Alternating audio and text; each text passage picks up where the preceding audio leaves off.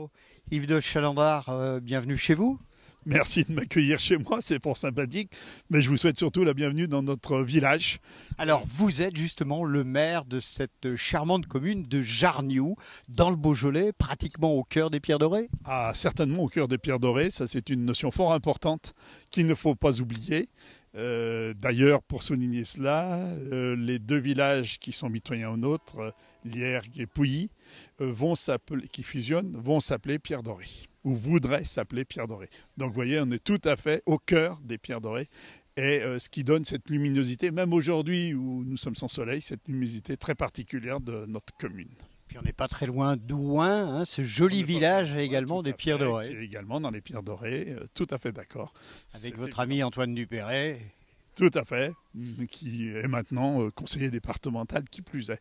Néanmoins collègue, mais également conseiller départemental.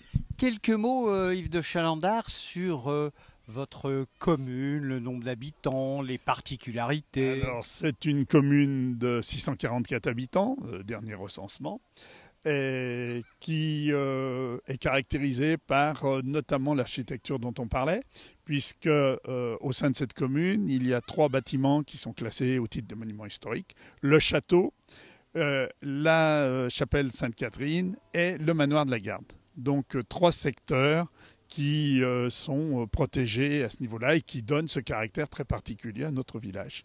Vous ajoutez un viaduc en pierre dorée, bien évidemment, et donc vous avez là les traits principaux de notre commune.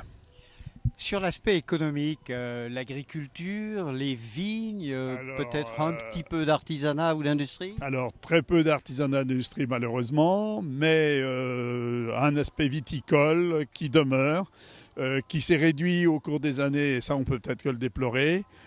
Mais certains viticulteurs voudraient replanter là où récemment ils ont arraché quelques vignes. Donc, signe d'espoir, et je pense que la viticulture à Jarniou demeurera un élément important de cette commune. Et puis il y a quelque chose qui nous a agréablement surpris dans cette commune, c'est la vie de la commune. L'épicerie, le café éphémère associatif, l'ombre des mots. Parlez-nous un peu de tout ça. Alors, c'est vrai que dans notre commune, nous avons une vie associative très importante. Et d'ailleurs, le conseil municipal a adopté il y a quelques mois une charte des relations entre la commune et les associations. Et il faut reconnaître que là, il y a un dynamisme certain. Donc il y a de nombreuses associations et notamment une dizaine qui sont vraiment qui forment le pivot de la vie associative et dynamique de notre commune. Alors vous avez cité certaines associations. Les plus emblématiques. C'est gênant pour un maire de faire une sélection entre les différentes associations. Alors c'est moi qui vais vous poser la question, Yves de Chalandard. Alors, le café éphémère. Alors le café éphémère, c'est parti du fait qu'une des précédentes municipalités avait acheté la licence d'un café qui fermait. Et cette licence avait été un peu abandonnée, et avec un autre conseiller, Fabrice Panel pour ne pas le nommer, nous avons pensé qu'on ne pouvait pas laisser s'endormir définitivement parce qu'il y avait des problèmes de date, de délai. Et donc, nous avons décidé de redynamiser cette licence. Alors, concrètement, ça se passe comment et depuis une douzaine d'années? Alors, ce qui s'est passé, c'est que c'est la commune qui était titulaire de cette licence et qui, à un certain moment, se disait on va la vendre pour qu'un nouveau café puisse s'ouvrir. Et aucune personne ne se manifestant pour prendre et exercer cette licence, nous avons décidé de l'exercer directement. Et donc, c'est ainsi que nous avons créé une association qui s'appelle Licence 4. L'allusion est très claire. Et nous avons donc, à travers cette association, qui est à majorité commune et autres adhérents de type classique, nous avons relancé ce café de l'éphémère. Éphémère parce qu'on pensait qu'à un certain moment, on vendrait la licence et que d'autres prendraient. Et en fait, on s'est rendu compte qu'il y a eu toute une activité et vraiment un noyau très dynamique qui s'est créé autour de cette licence. Et donc, comme vous avez pu vous en rendre compte, chaque samedi, des bénévoles tiennent... Qu'il pleuve, qu'il neige ou qu'il vente, à moins que le samedi tombe à 25 décembre. Oui, là, cette hypothèse n'a pas été évoquée, mais pourquoi pas. On regardera les calendriers. Et chaque samedi, vous avez des bénévoles qui tiennent l'éphémère pour accueillir ceux qui veulent venir échanger des propos intéressants, certainement très intéressants, ça je n'en doute pas, mais dans tous les domaines, c'est vraiment la rencontre fraternelle entre tous. Et d'autres activités culturelles. Et voilà, et donc ça a généré à travers ces liens qui sont ainsi créés, des actions qui se sont concrétisées à travers d'autres associations.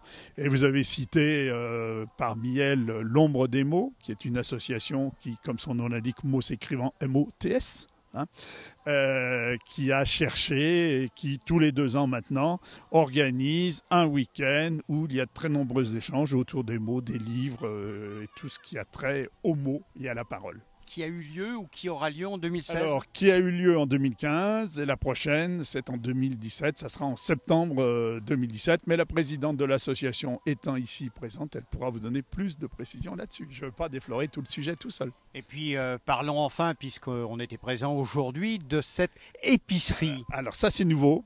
C'est une activité nouvelle puisque c'est la 3e fois qu'ils viennent. C'est donc une association qui s'est créée pour diffuser un certain nombre de phénomènes de la culture historique. Aujourd'hui, c'était de la danse. La danse grecque. La danse grecque, exactement. Et d'Asie mineure.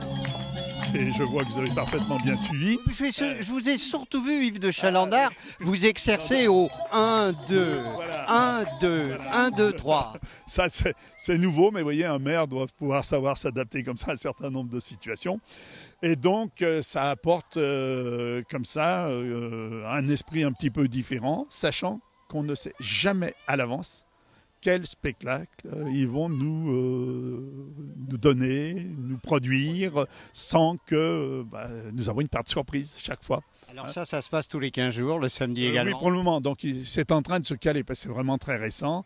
Et donc, nous n'avons pas encore tous les paramètres, puisque je crois qu'ils ont des problèmes un peu d'organisation et de fonctionnement, des bases questions financières que nous n'allons pas aborder ici, bien évidemment. Yves de Chalandard, merci. C'est vraiment un village. À notre commune. C'est vraiment un village à découvrir au cœur des Pierres Dorées, où, en plus de ça, il y a une véritable âme entre les concitoyens. Le mot de la fin, ici, vous l'écrivez FAIM, fin. Vous avez envie de quoi maintenant, avec un petit verre de Beaujolais? On peut écrire fin FAIM, mais je ne pense pas qu'il y ait de fin FIN. Non plus. La fin, vous auriez envie de manger quoi, Yves?